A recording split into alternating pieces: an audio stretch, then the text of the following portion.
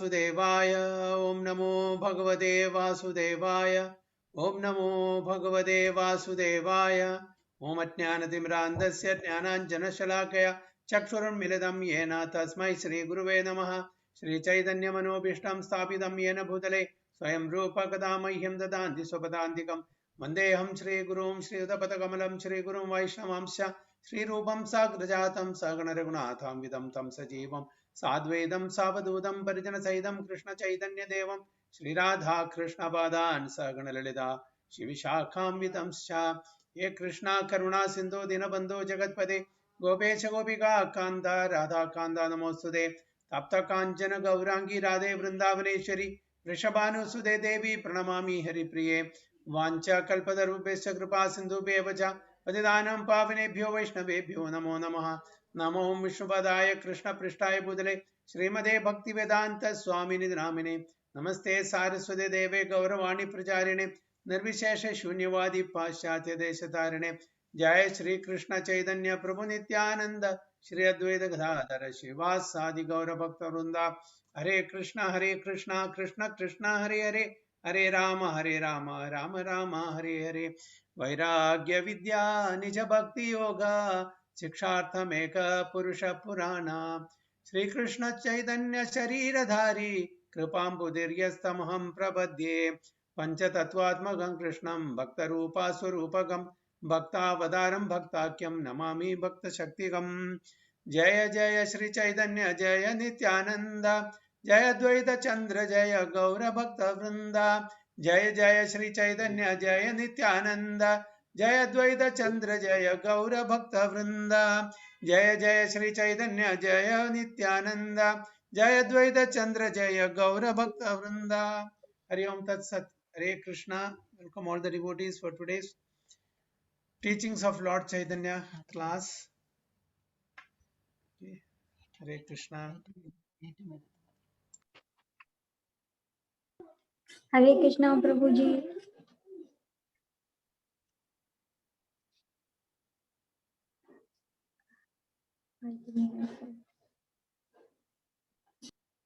Hare Krishna, Mataji, Hare Krishna. So I will share the screen.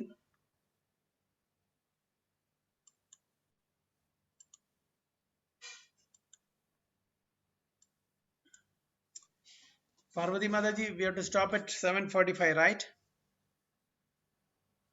7:45. Yeah. Who is that preacher today for Bhagavad Gita? Today is Sarvapalaka Prabhu. Very good. And So Shilpa Mataji. Shilpa Mataji.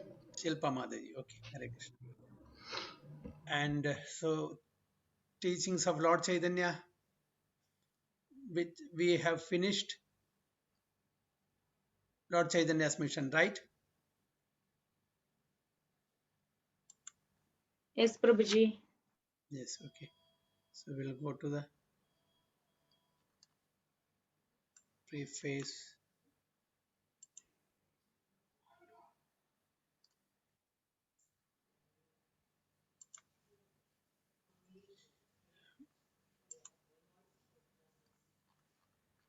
Okay, we'll read the preface now.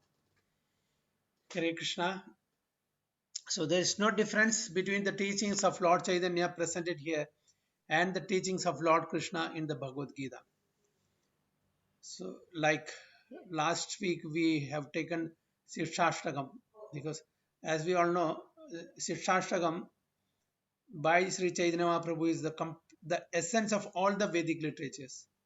You know, if you understand the in-depth meaning of Shikshashtagam, you know, that means you have understood the essence of all the Vedic teachings.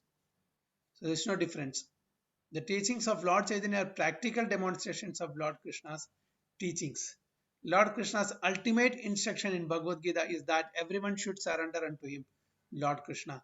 You know, the concluding chapter, Lord Krishna says, Sarva dharman parityajya mam ekam sharanam vraja aham tuam sarva papebhyo moksheshyami masucha.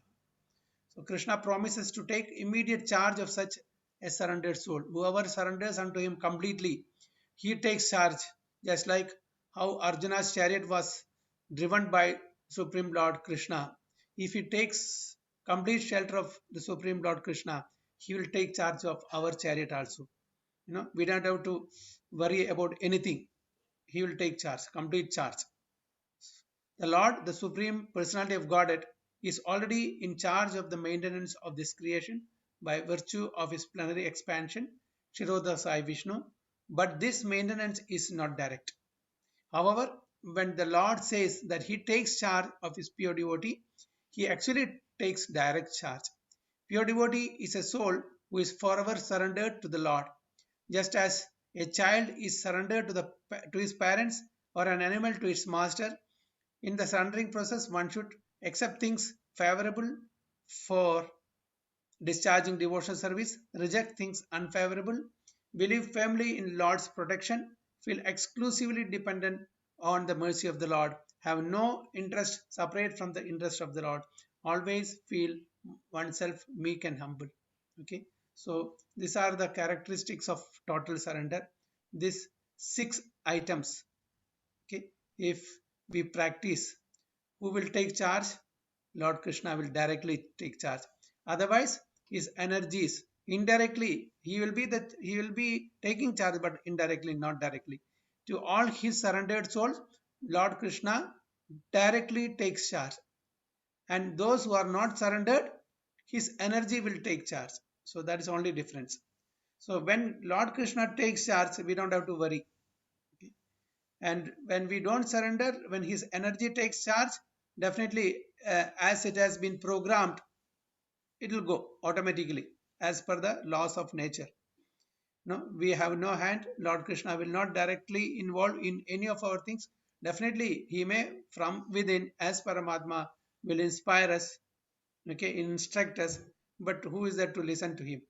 We will not listen to him because we think that we are the doer and we are the controller, we are the enjoyer, we are the proprietor.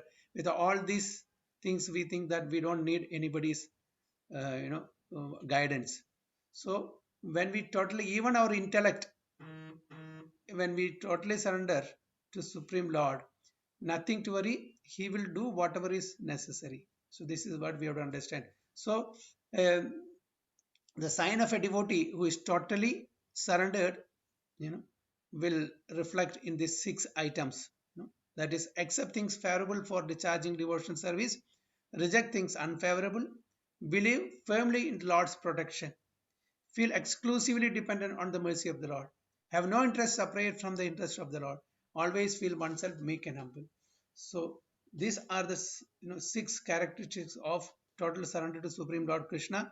And when we are in such a state of mind, definitely Lord Krishna will directly take charge of our vehicle, just like how Arjuna's vehicle has been steered by Lord Krishna. So nothing to worry.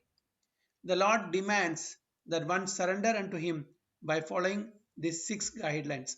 But the unintelligent so-called scholars of the world misunderstand these demands and urge the general mass of people to reject them. At the conclusion of the 9th chapter of Bhagavad Gita, Lord Krishna directly says, engage your mind always in thinking of me, offer obeisances and worship me. Being completely absorbed in me, surely you will come to me. Okay, Bhagavad Gita 9.34. Manmana bhavamad bhakto madhyaji mam namaskuru mam evaisya satyam te pridijane priyosime. However, the scholarly demands misguide the mass of people by directing them to the impersonal, unmanifest, eternal, unborn truth rather than the personality of Godhead. So when Lord Krishna specifically, very categorically says that you have to surrender unto me, to me, the person, not to the impersonal, unmanifested, eternal, unborn truth. He is a person, just like how we are all person. He is a person. He is a supreme person. We have to surrender unto that personality, not the impersonal absolute truth. The impersonalist Mayavadi philosophers do not accept that ultimate aspect of the absolute truth. He is the supreme personality of Godhead. So this is the mistake that the impersonalist philosophers does, that they don't accept the personality, the form of the supreme personality of Godhead. They accept, they have only incomplete understanding of the Brahman realization, that the energy which is all pervading throughout this manifestation. Yes, it is also one of the aspects, as we all know, but this energy comes from the personality of Godhead, the personal form of the Supreme Personality of God, which they fail to understand.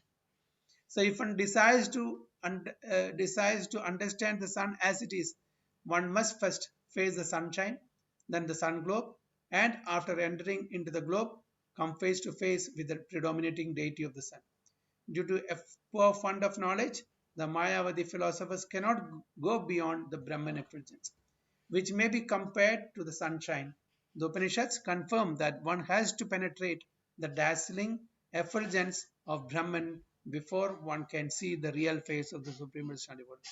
Those who have firm faith that Lord is a Supreme Personality of Godhead, only they can go beyond the Brahman effulgence. Those who doesn't believe that he has a form, they will not be able to do that, because first of all, they don't have that conviction that Lord has a form.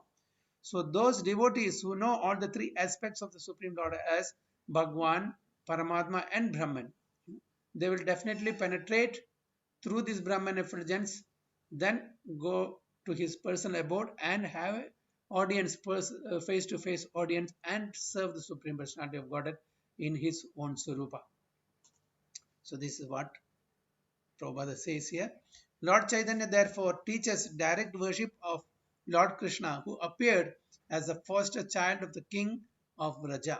He also suggests that the place known as Vrindavana is as good as Lord Krishna, because there is no difference between the name, quality, form, pastimes, entourage, and paraphernalia of the Lord Krishna and Lord Krishna himself.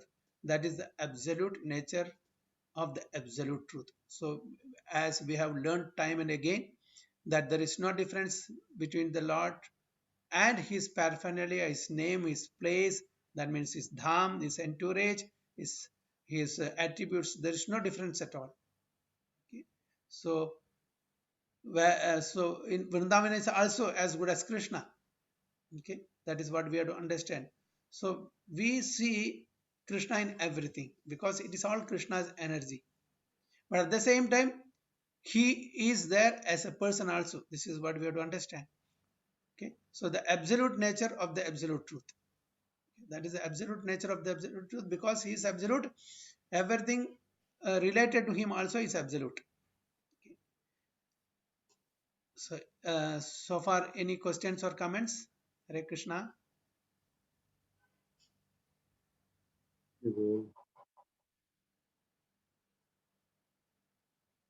Yes, Hari Bol.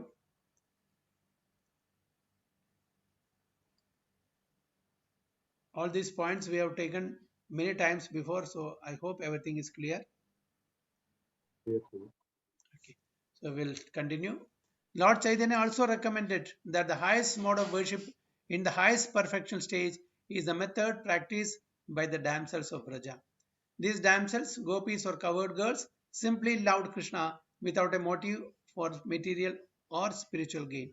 Chaitanya also recommended Srimad Bhagavatam as a spotless narration of transcendental knowledge. And he pointed out that the highest goal in the human life is to develop unalloyed love for Krishna, the Supreme Personality of Godhead. So Chaitanya Mahaprabhu also, clearly says that the highest perfectional stage of worship is that which is practiced by the damsels of Rajas, that is the gopis, the covered girls. That's the topmost. Okay, and Srimad Bhagavatam also narrates all different pastimes between the Vraja gopis and the Supreme Personality of Godhead, from which we understand that is the topmost loving exchanges between the Jivatma and the Supreme Personality of Godhead, Krishna. Lord Chaitanya's teachings are identical to those given by Lord Kapila, the original propounder of Sankhya Yoga, the Sankhya system of philosophy. This authorized system of yoga recommends meditation on the transcendental form of Lord. There is no question of meditating on something void or impersonal. One can meditate on the transcendental form of Lord Vishnu even without practicing involved sitting postures. Such meditation is called perfect samadhi. This perfect samadhi is verified at the end of the 6th chapter of Bhagavad Gita, where Lord Krishna says, "And of all yogis, he who always abides in me with great faith, worshipping me in transcendental loving service, is most intimately united with me in yoga and is the highest of all." Okay, Bhagavad Gita 6.47. What is that slogan? Anyone remembers? Yoginam api sarvesham. Yoginam api sarvesham madgadena antaratmanah. Okay, so of all the yogis, one who meditates upon me, on my personal form, is the highest of all. That is what Lord Krishna says in Bhagavad Gita 6.47. Lord Chaitanya instructed the mass of people in the Sankhya philosophy of Achintya Veda Abheda Tattva. Okay, so there are different philosophies in our Sanatana Dharma, so of which the highest philosophy propounded by Lord Chaitanya is Achintya Veda Abheda, simultaneous oneness but different. We know that we have the same quality of the Supreme Lord, but we differ in quantity. So that is Achintya Bheda Abheda Tattva, which maintains that Supreme Lord is simultaneously one with and different from his creation. Lord Chaitanya taught this philosophy through the chanting of the holy name of the Lord. He taught that the holy name of the Lord is the sound incarnation of the Lord, and that since the Lord is the absolute whole, there is no difference between his holy name and his transcendental form. Thus, by chanting the holy name of the Lord, one can directly associate with the Supreme Lord by sound vibration. As one practices this sound vibration, he passes through 3 stages of development: the offensive stage, the clearing stage, and the transcendental stage. Namabhrada, Namabhasa, and Shuddhana. So this is how, as beginners, we may commit so many mistakes or so many offenses, okay, while chanting the holy name of the Lord. That is called Namabhrada. In the clearing stage is Namabhasa. And when we come to the perfect chanting, that is Shuddhanam. So in the offensive stage, one may desire all kinds of material happiness, but in the second stage, one becomes clear of all material contamination. When one is situated on the transcendental stage, he attains the most coveted position, the stage of loving God. Lord Chaitanya taught that this is the highest stage of perfection for human beings. So when we associate with pure souls, saintly personalities, okay, association not only by personal association, Vapu, through Vani also we can associate, by hearing their instruction, by following the instruction, okay, by listening to their Vani, by personally associating or by personally associating with the devotees of such great personalities. It's all association. And when we do that, then we'll also come to the stage of perfection of for human beings. Yoga practice is essentially meant for controlling the senses. Central controlling factor of all the senses is the mind. Therefore, one first has to practice controlling the mind by engaging it in Krishna consciousness. The gross activities of the mind are expressed through the external senses, either for the acquiring of knowledge or the functioning of the senses in accordance to the will. Subtle activities of the mind are thinking, feeling, and willing. In accordance to one's consciousness, the individual is either polluted or clear. If one's mind is fixed on Krishna, his name, quality, form, pastimes, entourage, and paraphernalia, all one's activities, both subtle and gross, become favorable. Bhagavad Gita's process of purifying consciousness is the process of fixing one's mind on Krishna by talking of his transcendental activities: cleansing the temple, going to the temple, seeing the beautiful transcendental form of the Lord nicely decorated, hearing his transcendental glories, tasting food offered to him, associating with his devotees, smelling the flowers and tulasi leaves offered to him, engaging in activities of the Lord's interest, etc. Okay. So these are the different types of devoted service with which we can, attain perfection in devotional activities. No one can bring the activities of the mind and senses to a stop, but one can purify these activities through a change of consciousness. This change is indicated in Bhagavad Gita 2.39 when Krishna tells Arjuna of the knowledge of yoga whereby one can work without fruitive results. O son of Pratha, when you act by such intelligence, you can free yourself from the bondage of works. Human being is sometimes restricted in sense gratification due to certain circumstances such as disease, etc. But this is not the prescription. Without knowing the actual process by which the mind and senses can be controlled, less intelligent men either try to stop the mind and senses by force or they give in to them and are carried away by the waves of sense gratification. So, as it is very clearly mentioned here, that we cannot, stop the mind and senses. We cannot control by stopping all the activities of the mind and senses. What we can do is just dovetail all these activities into devotional activities. That is what we have to do. Okay. We cannot stop any of the activities. The mind decides, all the senses want to do some sort of activities. So how we can purify? By engaging all our senses and minds in devotional activities. This is how we can dovetail all the activities in devotional service instead of trying to stop the activities, which is not possible. So the regulative principles and the rules of yoga, the various sitting postures and breathing exercises performed in an attempt to withdraw one's senses from the sense objects are methods meant for those who are too much engrossed in the bodily conception of life. So this process of different yoga system, especially the Ashtanga yoga system, is not very well recommended because, as we all know, this age is not meant for such practices, which is very, very difficult. Lord Krishna has given us a very, very simple method or practice, especially Chaitanya Mahaprabhu. Okay, Chaitanya Mahaprabhu has given a simple method of chanting Hare Krishna, Krishna Krishna, Hare Hare, Hare Rama, Rama Rama, Hare. Very, very simple method. So if we cannot take up this process, what to speak of the very, very difficult process of yoga system, which is not meant for this age. The intelligent man who is situated in Krishna consciousness does not try to forcibly stop his senses from acting. Rather, he engages his senses in the service of Krishna. No one can stop a child from playing by leaving him inactive. Child can be stopped from engaging in nonsense by being engaged in superior activities. The forceful restraint of sense activities by the 8 principles of yoga is recommended for inferior man. Being engaged in the superior activities of Krishna consciousness, superior men naturally retire from the inferior activities of the middle existence.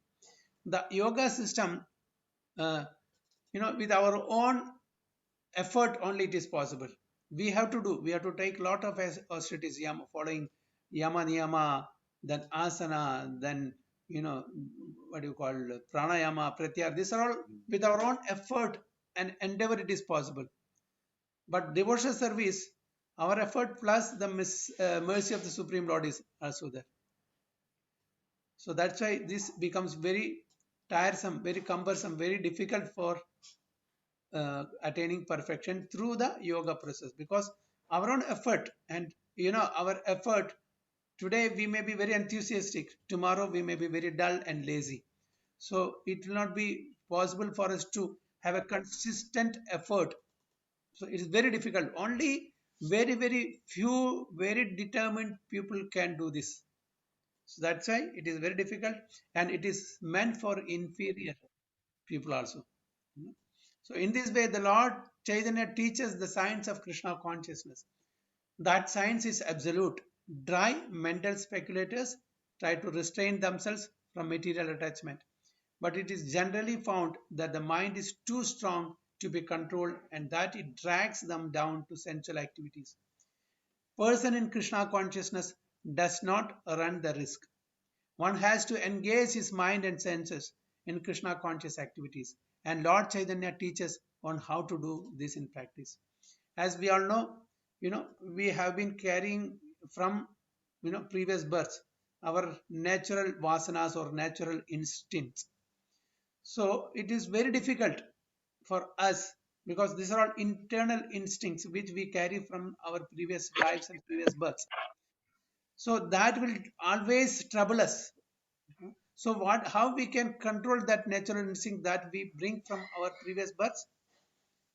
The animals also have these natural instincts, but they cannot override that because they will do, the animal will eat at a particular time, they will sleep at a particular time, they will do other activities at a particular time. They cannot change that, all these lower instincts. They have to follow in that. But man, they have the ability to discard the lower instincts, whatever we have brought from our previous lives. Okay, so how we can do that? By using our intelligence, which only human beings have been awarded. Okay, Lord has awarded this higher reasoning power, intelligence, only to the human being. So using our intelligence and higher reasoning power, we can get rid of the lower natural instincts. For example, we know certain days we have to fast.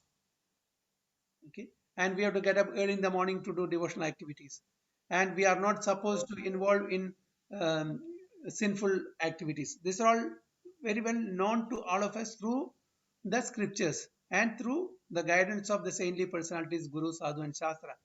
So when we know that, although we have this influence, this vasana or this impression from our previous lives, having attained this knowledge from the right source, we can avoid these things, because we know that this is not going to help us in devotional service. So within the internal inclinations that we have brought from our previous lives can be stopped or can be avoided by using our intelligence. Okay, and but now there is another problem, external. We also have these external influences, in the when we are especially in the Kali Yuga, we are in a society, where so much of distractions are there. Okay, even if you want to do devotional service, we are distracted by so many such glamorous things that are there around us. So how we can stop that? So we can stop that by our spiritual inspiration from devotees, from association of great personalities, associating with pure devotees of the Lord, and reading Bhagavad Gita, reading Bhagavatam. Okay, and when we have some mentors or counselors or Siksha Gurus or Diksha Gurus, by their inspiration, by their guidance, so the external influences also can be avoided. Unlike the animals, they cannot do that. So we have a special capacity to stop all nonsensical activities, whether it is internal or external. Internal, that which we have brought from our previous lives, that is the different vasanas or karma phalas, and the external influences of the material world. Everything can be stopped and can be avoided by using our intelligence, by getting inspiration, spiritual inspiration from devotees around us, and by consistently practicing devotional service under the guidance of Guru, Sadhu and Shastra. So before accepting sannyasa, the renounced order, Lord Chaitanya was known as Vishwambara. So the word Vishwambara refers to one who maintains the entire universe and who leads all living entities. The maintainer and leader appeared as Lord Sri Krishna Chaitanya to give humanity these sublime teachings. Lord Chaitanya is the ideal teacher of life's prime necessities. He is the most munificent bestower of love of Krishna. He is the complete reservoir of all mercies and good fortune, as confirmed in Srimad Bhagavatam, Bhagavad Gita, Mahabharata, and the Upanishads. He is the Supreme Personality of Godhead, Krishna himself, and is worshipable by everyone in this age of disagreement. Everyone can join in his Sankirtana movement. No previous qualifications is necessary. Just by following his teachings, anyone can become a perfect human being. If one is fortunate enough to be attracted by his feature, one is sure to be successful in one's life mission. In other words, those who are interested in attaining spiritual existence can be easily relieved from the clutches of Maya by the grace of Lord Chaitanya. These teachings presented in these books are non-different from the Lord. About Chaitanya Mahaprabhu, Lord or Srila Prabhupada is giving very nice. He is non-different from the Supreme Lord Krishna. So when we follow the instructions of Chaitanya Mahaprabhu, we are sure to attain perfection in this very life. Being engrossed in the material body, the conditioned soul increases the pages of history by all kinds of material activities. The teachings of Lord Chaitanya can help human society stop such unnecessary and temporary activities. By these teachings, humanity can be elevated to the topmost platform of spiritual activity. These spiritual activities actually begin after liberation from material bondage. Such liberated activities in Krishna consciousness constitute the goal of human perfection. The false prestige one acquires by attempting to dominate material nature is illusory. Illuminating knowledge can be acquired from the teachings of Lord Chaitanya, and by such knowledge one can advance in spiritual existence. Everyone has to suffer or enjoy the fruits of his activity. No one can check the laws of material nature which govern such things.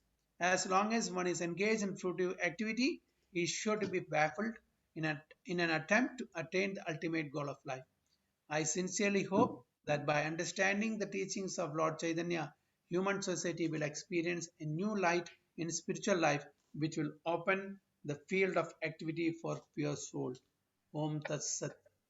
A.C. Bhaktivedanta Swami, 14th March 1968, the birthday of Lord Chaitanya. So this is on Gaur Purnima Day. Sri Sri Radha Krishna Temple, New York, New York.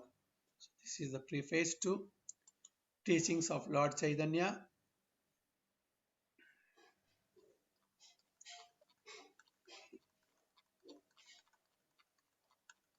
Okay, this is the prologue by Srila Bhaktivinoda Thakur. So in 1896, Chaitanya Charitamrita, the teachings, his life and precepts was sent to universities abroad. Okay, on that year, Srila Prabhupada was born, 1896. The same year, teachings of Lord Chaitanya have gone abroad, outside the shores of India. So that means Srila Prabhupada is the ambassador to take this in future. It's already predicted by Bhaktivinoda Thakur. So I will stop here. Now let us listen to Sarvapalak Prabhu and Shilpa Madaji. Shilpa Madaji is not there.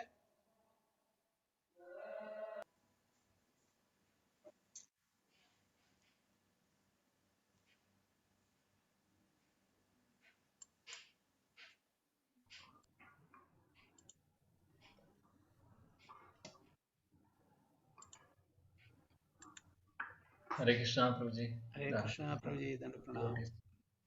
Dandavat Pranam.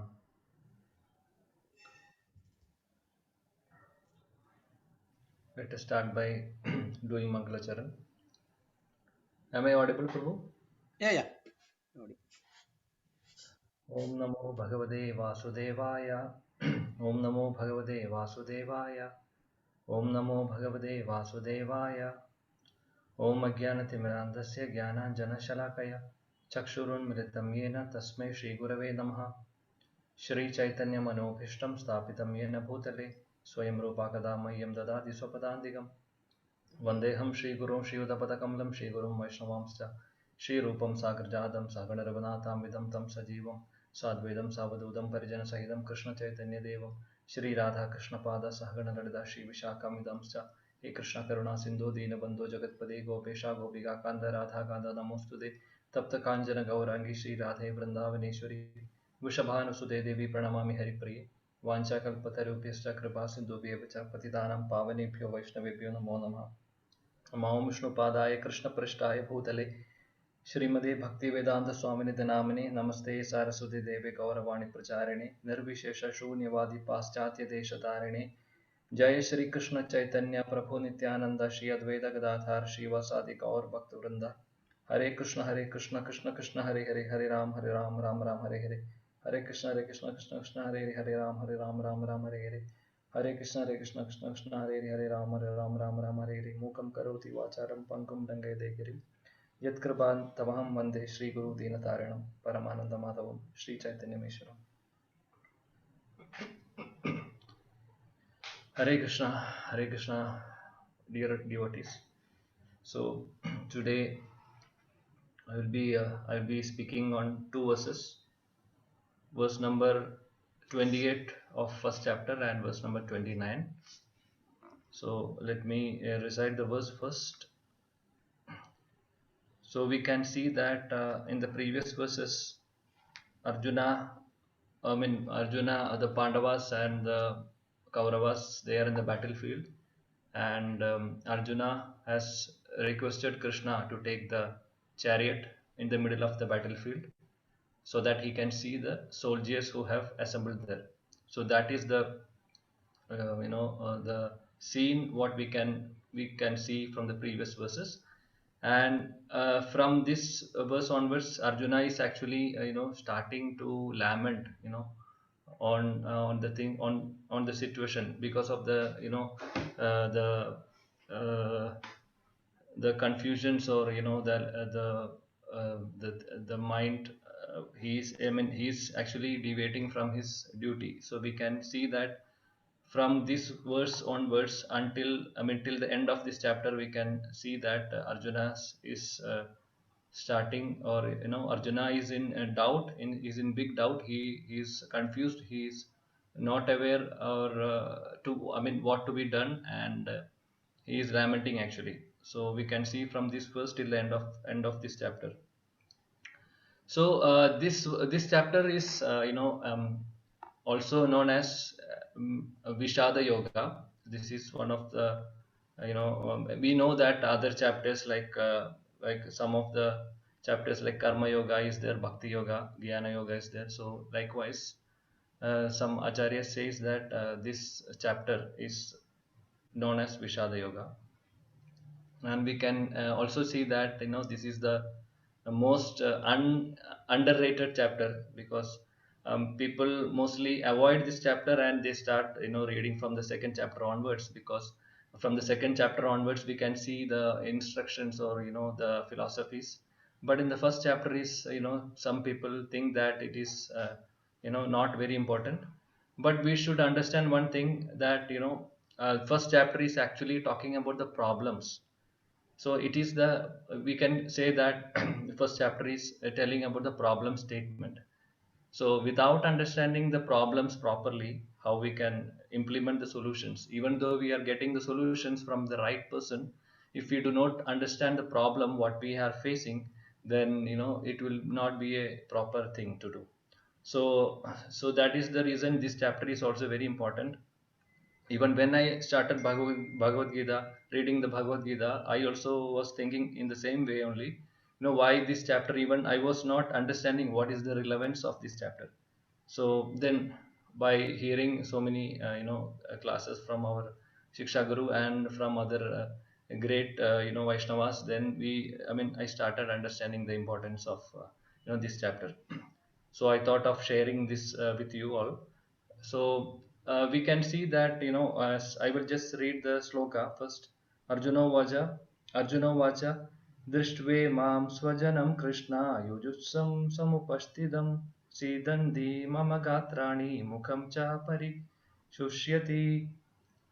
So translation and purport by His Divine Grace Abhay Arvinda Bhaktivedanta Swami Srila Prabhupada ki. So Arjuna said, "My dear Krishna, seeing my friends and relatives present before me in such a fighting spirit, I feel the limbs of my body quivering and my mouth drying up."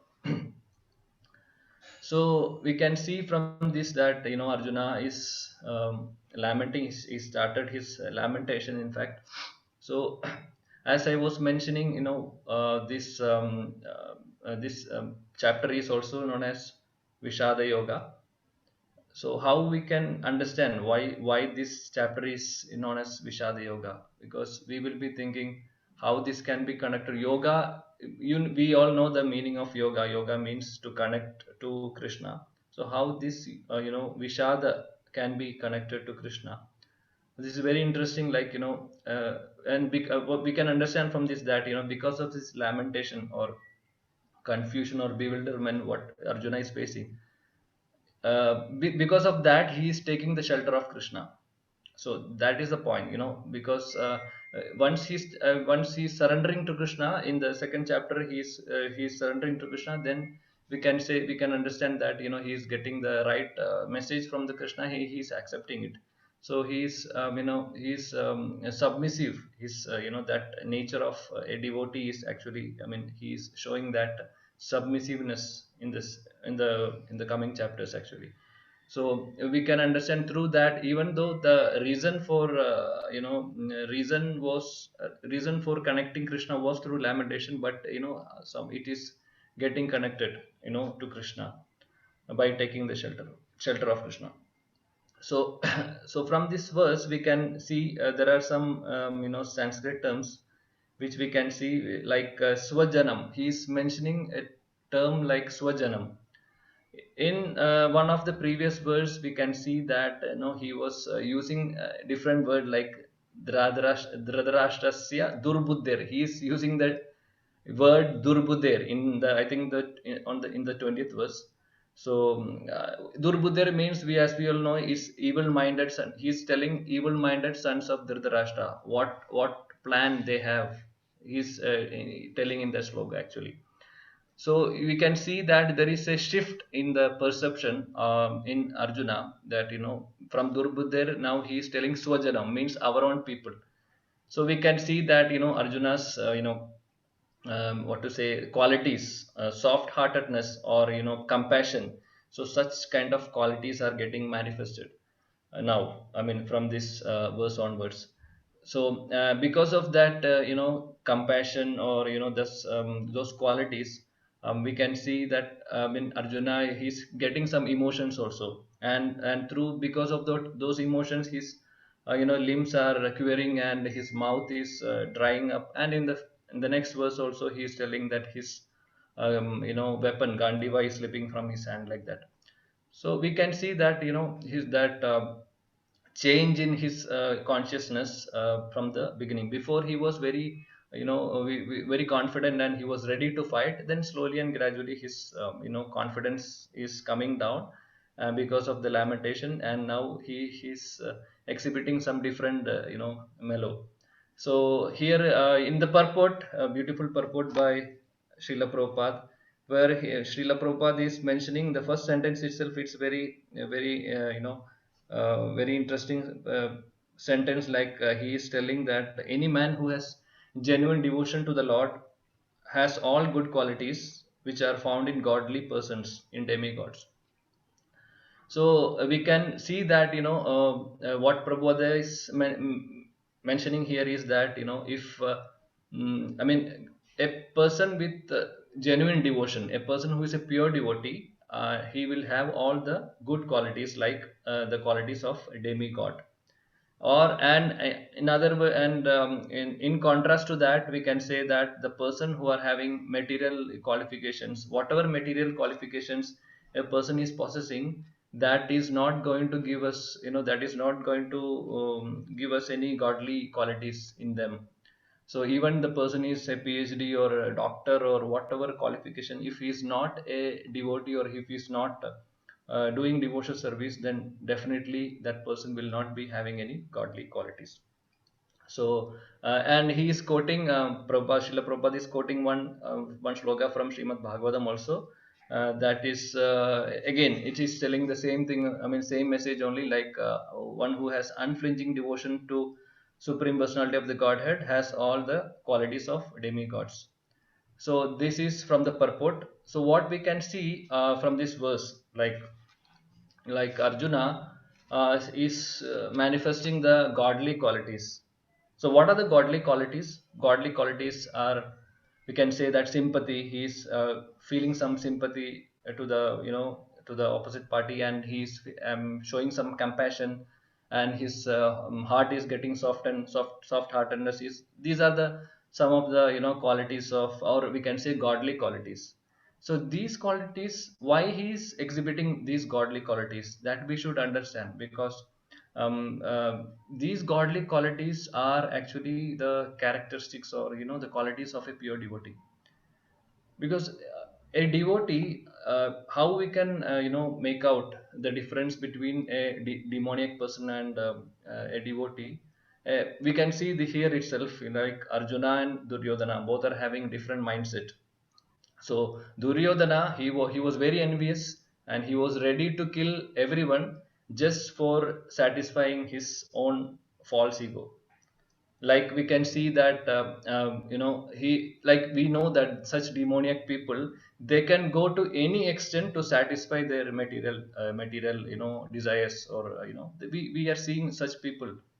They are ready to fight even for for some people are attached to money. So even though they are very rich, maybe they are having getting more than a million salary, but still they fight for 100 rupees or something. There are people like that, we are seeing such people also. So such people can go to any extent to those are demonic qualities, we can say. So here we can see Arjuna and Duryodhana, the contrast in the qualities or the characters. So Duryodhana was totally opposite of Arjuna. And Arjuna is hesitant to fight now, because he did not want to see the bloodsheds, because of these godly qualities, or what to say, the qualities of devotees, what he is possessing. So a person cannot be a devotee, as I was mentioning. A person cannot be a devotee if he is not having the godly qualities, because the reason is that Krishna is not going to come and sit in our heart unless our heart is soft like butter. Even though Krishna is telling that yes, I am Paramatma, I am residing in the heart, but he is not manifesting to us, right? I mean, to me, I would say he is not manifesting, because I know that my heart is not soft like butter. So if our heart is soft like butter, then definitely, he will come and sit in the heart. So how, the people whose heart are filled with kama, krodha, lobha, moha, mada, matsarya, such anarthas, then definitely that is not the right place for Krishna to come and sit.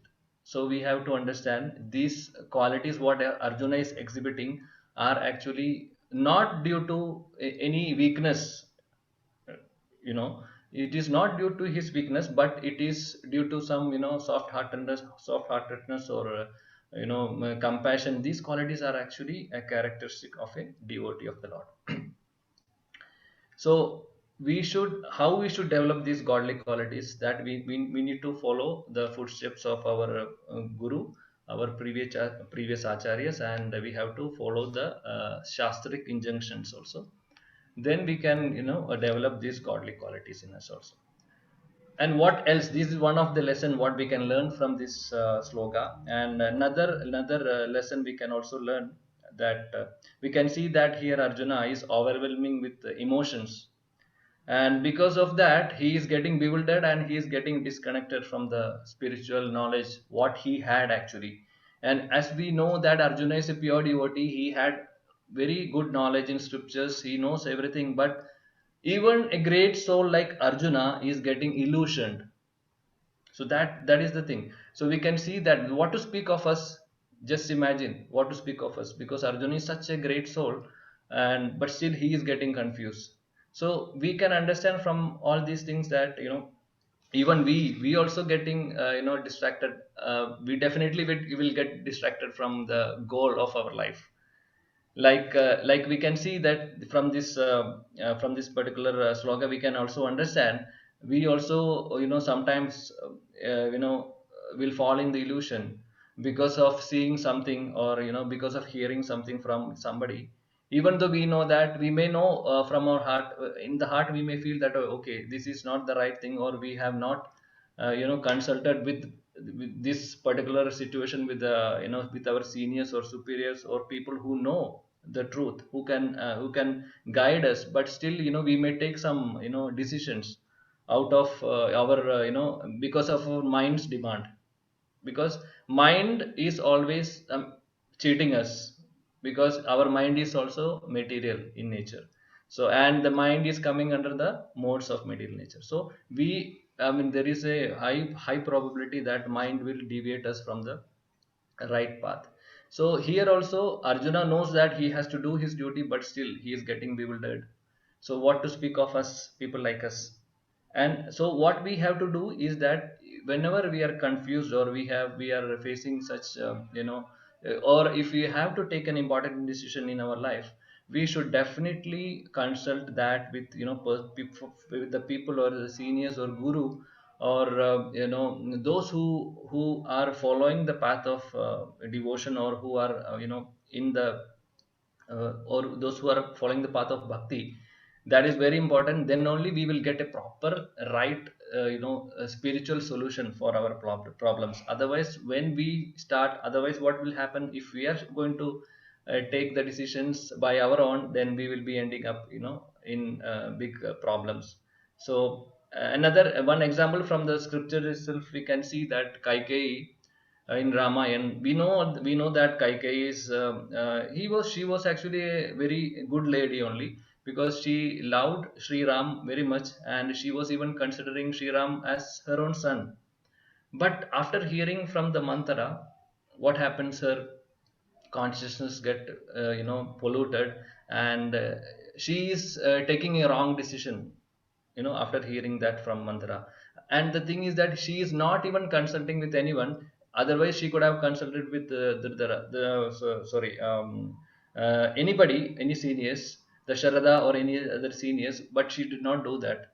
So without consulting, or without following the what to say, the rules of scriptures, she took a very harsh or decision, which resulted in a great havoc. So we all know that. So this is a very important lesson for us also. Whenever we have to take an important decision in our life, it is recommended, or it is required to consult with our guru or our superiors. Coming to the next verse, we can see I will just read the verse. वेपस्तु च शरीरे मे रोमहर्षाश्च जायते गाण्डीवं श्रमस्यते हस्तत् त्वक्चैव परिदाह्यते. My whole body is trembling, my hair is standing on end, my bow Gandiva is slipping from my hand, and my skin is burning. So here you can see, it's actually the continuation of the previous verse, but the purports are little, contrast. It's very interesting to know that.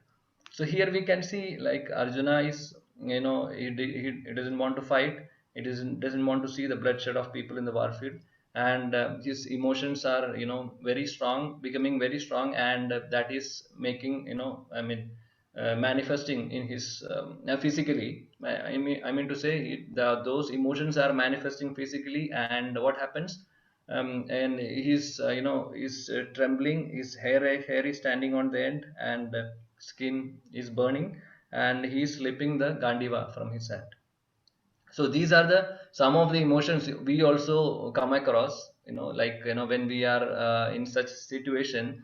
Then definitely we slip something from our hand. Especially we all see this in the movies and all. When they see something, the glass or the mug is slipping from the hand, whatever, like that. And some people become unconscious also. So these are the normal emotions what we all face when we are in such, as a critical situation. So here, we can see Arjuna is slipping the Gandiva. So we can, so the Gandiva is a very special bow, as we all know that it was gifted by Varuna Dev to Arjuna. and it is said that originally this Gandiva was with Brahmaji. Then Brahmaji handed over to Indra, then Indra to Chandra, then Chandra to Varuna, then finally Varuna has gifted to Arjuna. And this bow is very special, and as we all know, this cannot be, I mean, not everyone can handle this bow. Only very skilled people like Arjuna, Bhishma, like even might be Karna also can use such very special bow. And there were two QAs also given along with that, which can produce unlimited arrows. So that was the Gandiva. So we can understand Arjuna had all the facilities. He had the best weapon in his hand. He had everything, but still he is confused. He is not understanding what to be done. That is the situation what we can see from this.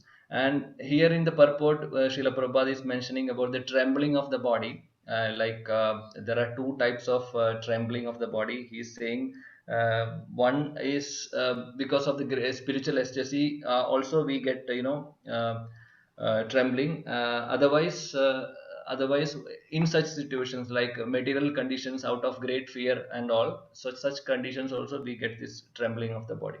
So here in this case, it is definitely not because of spiritual ecstasy. We know that it's the symptom of fear only, material fear we can say. Prabhupada is concluding the purport by saying that all these conditions, all these are due to the material conception of life. So we can see here what is the material conception of life. But material conception of life means we don't know. We are saying that we are the product of matter. We are this body, and our ultimate goal is to just to satisfy our senses. That is the material conception of life. So here we can see that in the previous purport, both the purports are interconnected. In fact, it's like actually a continuation, but we can see a little contrast or conflict between contrast in the purports. In the sense, in the first purport is telling about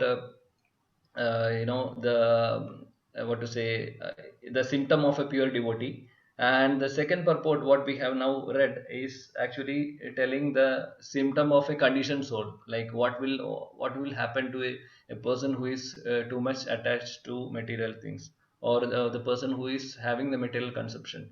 So these two conflicts we can see here. And also we can also see that there is a great conflict between attachment and his duty as a Kshatriya. Arjuna is because of this bodily conception, he is attached to his family or his relatives, and he is forgetting his duty, his actual duty. So this is very important for us to also understand, because these attachments are actually stumbling blocks in the path of our spiritual life. We will take a small example, like the what to say real life example. Like if we know that we have to get up in the early morning and we have to do arati, we have to do chanting, uh, even though we know our duty, but if we are attached to sleeping, then definitely we can see that we are deviating from our goal. And even we can take example of children who are attached to some playing video games or gadgets or something, and actually they have to study properly, right? But if they are attached to such thing, they will not be able to focus on their studies. So we can always see that there is always a conflict between attachment and duty. So Arjuna is actually teaching us that these attachments to material temporary things can bewilder us and can deviate us from not performing our real duty. So this is one of the very important lesson what we can learn from this sloka. And being sadhakas, being the practicing devotees, we should definitely try to stay away from those mundane material attachments as much as possible, so that we are not deviated from our goal. That's all from my side, Prabhuji. So these are the two important lessons what we can learn. One is from the first verse we can understand that Srila Prabhupada is teaching us the qualification of a person, or a qualification of a person to receive spiritual knowledge. That this soft-heartedness, compassion and all these things, these are the qualification of a devotee. If without having, or and definitely submissiveness is also a very important quality we should all have. Otherwise we will not be able to receive the spiritual knowledge, and we cannot become a devotee also. And the second verse, in the last verse, we can see that material attachments, they can mislead us from our real God. So we have to be very careful in dealing with that. Thank you so much. Hare Krishna. Hari Bol, Hare Krishna. Very nice, Prabhuji, very nice. Okay. Anybody wants to ask some questions or share some thoughts or comments? Welcome. Then we'll move on to Shilpa Mataji after that. Hari Bol, devotees want to ask something?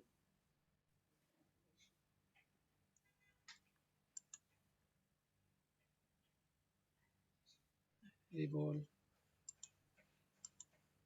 Very nice, Prabhuji. Okay. So we'll move to next. Shilpa Mataji, are you ready? Hare Krishna. Yes, Hare Prabhuji. Krishna. Hare Krishna. Yes. Okay.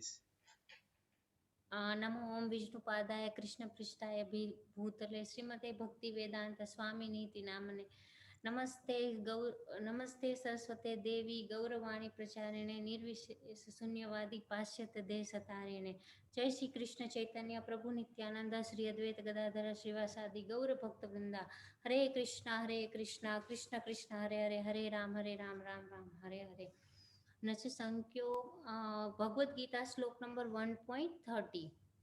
न च संख्योमवस्थातु भ्रमतीव च मे मनः निमित्तानि च पश्यामि विपरीतानि Keshav. I am purport. I am now unable to stand here any longer. I am forgetting myself, and my mind is reeling. I see only causes of misfortune. O Krishna, killer of Keshi demon. इस श्लोका में Arjun same प्रभु जी ने बोला वही अभी भी अर्जुन बोल रहे हैं कि भ्रमतीव च मे मनः। उसका मतलब बोल रहे हैं कि मेरा मन बहुत ही व्याकुल हो रहा है, मेरा मन बहुत ज़्यादा भ्रमित हो रहा है। हे कृष्णा, कृष्ण भगवान को केशव नाम का नाम बोलकर बोलते हैं कि हे केशव, मैं क्या करूं, मेरा मन बहुत ही भ्रमित हो रहा है। निमित्तानि च पश्यामि, भगवान को बोल रहे हैं कि मुझे कुछ भी अच्छा नहीं लग रहा है। और अभी अर्जुन बहुत ज़्यादा परेशान है क्योंकि उसने पूरा विपरीत, उसको वो सोच रहे हैं कि पूरी परिस्थिति जो भी है वो उसको सब कुछ ही अमंगल ही दिखाई दे रहा है। तो अर्जुना इस श्लोका में बोल रहे हैं कि भगवान मैं क्या करूं। एक्चुअली अर्जुन बहुत ज़्यादा परेशान इसलिए है कि सामने के पक्ष में उसके बहुत नज़दीके स्वजन है, उसके गुरुजन है, पितामह है, काका दादा मामा भाई, सब कुछ जो लोग को देख के वो बहुत ज़्यादा परेशान हो गए हैं। और अर्जुन को जैसे प्रीवियस श्लोका में बोला है कि कृष्णा आप मुझे दोनों सेनाओं के बीच में लेकर चलो। भगवान उसको वहां लेकर चलते हैं और जो कुरुक्षेत्र के मैदान में सामने के पक्ष में वो सबको अपने लोगों को देखकर वो और भी बहुत ज्यादा परेशान हो गए हैं। और अर्जुन अभी प्रीवियस श्लोका में भी बोल रहे थे कि अब मैं क्या, वो सबको देख के बहुत ज्यादा बोल रहे हैं कि मेरा शरीर पूरा कंपन कर रहा है, मैं मुझे कुछ भी समझ में भी नहीं आ रहा है। सब कुछ ही उसको पूरा कुछ समझ में ही नहीं आ रहा है कि वो क्या करे, क्योंकि अर्जुन बहुत ज्यादा दयालु है, इसलिए उसको पूरा वो सब देख के वो बहुत निडर है। पर फिर भी उसको लगता है कि अगर मैं ये युद्ध जीतता भी हूँ तो मेरे कुछ काम का नहीं है, क्योंकि वो जीत भी मेरे लिए क्या काम की, जो अपनों को मार के मुझे ये जीत मिले, वो जीत मुझे कभी खुश नहीं करने वाली है। तो यही भगवान को भी पता है कि ये भौतिक आसक्ति के कारण ये सब कुछ ये हो रहा है। अर्जुन यहाँ पे भगवान को अर्जुन यहाँ पे भगवान को बोल रहे हैं कि उसे अमंगल ही अमंगल दिखाई दे रहा है। विपरीतानी केशव, उसको कुछ भी अच्छा, मतलब जो भी वो देख रहे हैं उसको पूरा अमंगल, यानी कि कुछ भी सही नहीं दिख रहा है। वो जो भी देख रहे हैं, या जीत से भी उसको खुशी नहीं मिलने वाली है, और हार से भी वो बिल्कुल भी उसको खुशी नहीं मिलने वाली थी। तो अर्जुन का ये लक्षण है जो उसकी नबड़ाई के कारण नहीं थे, परंतु वो उसके हृदय से बहुत ज्यादा कोमल थे अर्जुना। तो वो भगवान का शुद्ध भक्त की यही निशानी है कि कोमल ऐसे लक्षण है। इसीलिए अर्जुन इस श्लोका में बोलते हैं कि विपरीतानि केशव, उसका मतलब है कि मुझे सब कुछ ही अमंगल दिखाई दे रहा है। दैट्स इट प्रभु जी। और ये हरे कृष्णा सब कुछ ही प्रभु जी ने प्रीवियस श्लोका में बोल दिया है अभी। Hare Krishna. Now next Ishan will 31.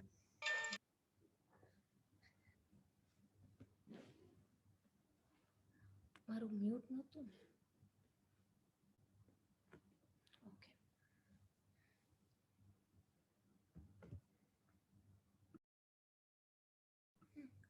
हरे कृष्णा प्रभु जी से माता जी। जय श्री कृष्ण चैतन्य प्रभु नित्यानंद श्री अद्वैत गदाधर श्रीवासादि गौर भक्त वृंदा। हरे कृष्णा कृष्ण कृष्ण हरे हरे, हरे राम राम राम हरे हरे.